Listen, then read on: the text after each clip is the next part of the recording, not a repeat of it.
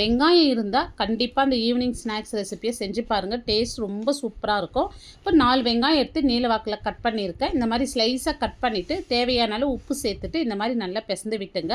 வெங்காயத்துலேருந்து நல்லா தண்ணி விட்டு வரும். இப்போ காரத்துக்கு 3 பச்சை மிளகாய், இஞ்சி, பூண்டு சேர்த்துட்டு கொரகொரப்பாக அரைச்சி சேர்த்துங்க. இதோட சில்லி பவுடர், மஞ்சள் தூள் சேர்த்து நல்லா மிக்ஸ் பண்ணி விட்டுங்க. இப்போ பொடியே நறுக்குனா புதினா, கொத்தமல்லி, கருவேப்பிலை சேர்த்துடலாம். இப்போ 1 கப் கடலை மாவு, அதில் பாதி அளவு அரிசி மாவு சேர்த்துட்டு தண்ணி எதுவும் சேர்க்காதீங்க.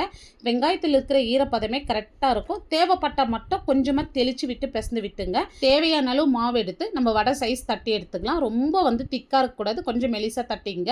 இப்போ மிதமான சூட்டில் இருக்கிற எண்ணெயில் சேர்த்துடலாம். மீடியம் ஃப்ளேம்லேயே வேக வைக்கணும், இல்லை உள்ளே வேகாது.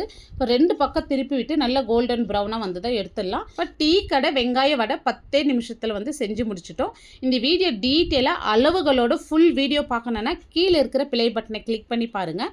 பிடிச்சிருந்தால் லைக் பண்ணிட்டு சப்ஸ்கிரைப் பண்ணிடுங்க.